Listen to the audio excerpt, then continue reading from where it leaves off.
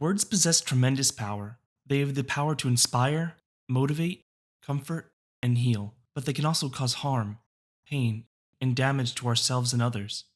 They are used to guide and teach knowledge, but perhaps most importantly, words bind us together and allow for collaboration, accomplishing previously impossible actions through our joint effort. We can even weave these simple words into more complex stories such as laws, cultures, religions, and nations, which then dictate our behavior, determining what actions we can or cannot take. In an ironically silent revolution, these words have gained power over those who speak them. They control us emotionally, intellectually, and physically.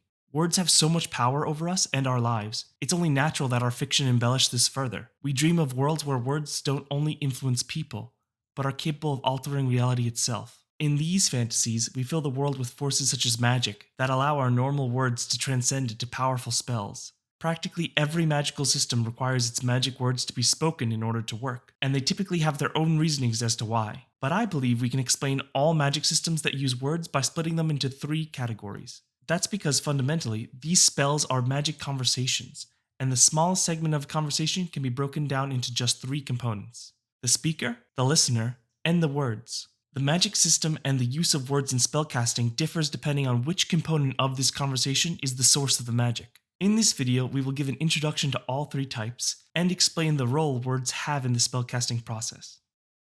Asking for help is a great way to accomplish a task, but there is a limit to what human power can give. For example, if you asked your friend Michael to make it rain for a good harvest, he'd most likely say something along the lines of, Well, damn, Jackie, I can't control the weather.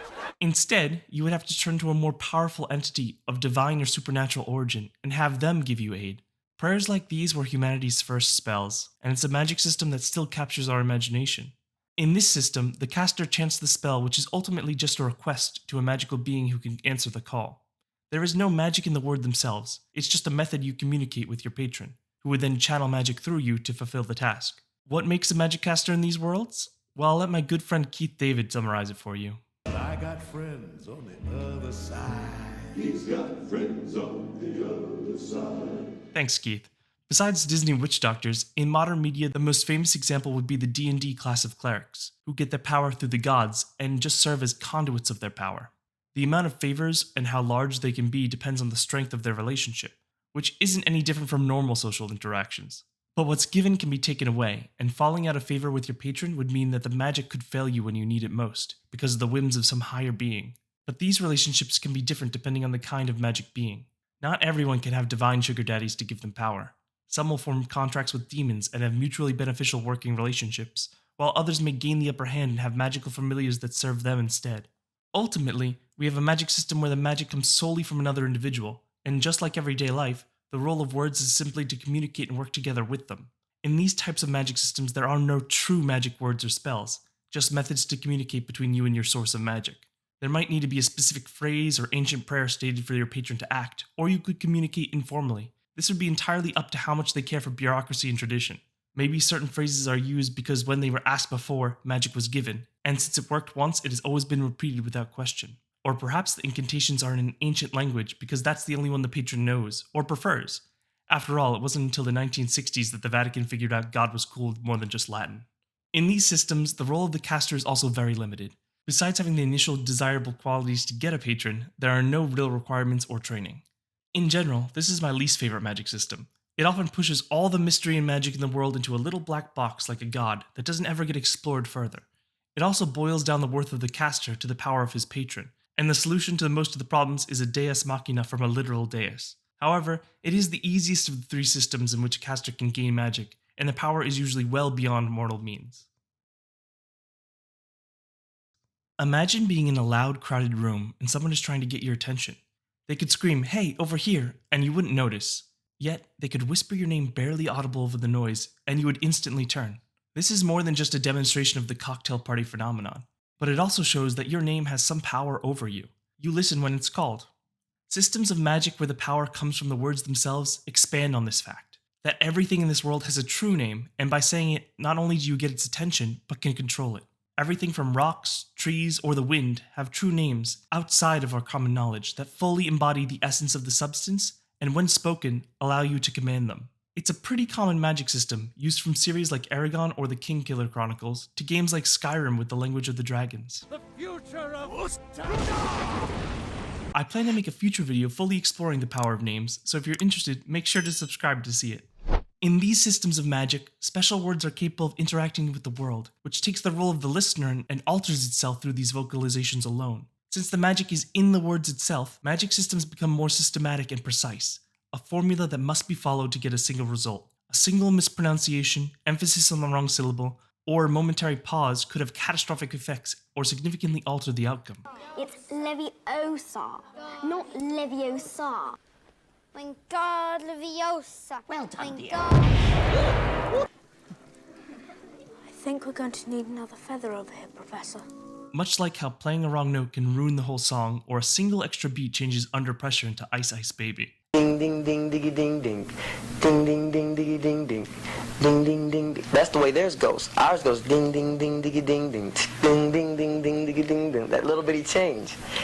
It's not the same. Experimenting with these phrases to discover more uses would be commonplace, and hours of studying would directly translate towards greater power. This system of magic is the most scientific out of all its peers, as it really highlights the search for truth and understanding as a fundamental for magic mastery. Magic becomes a field of study just like any other, and through hard work and education, anyone can become a wizard just like any other sought-after profession, such as an engineer or doctor.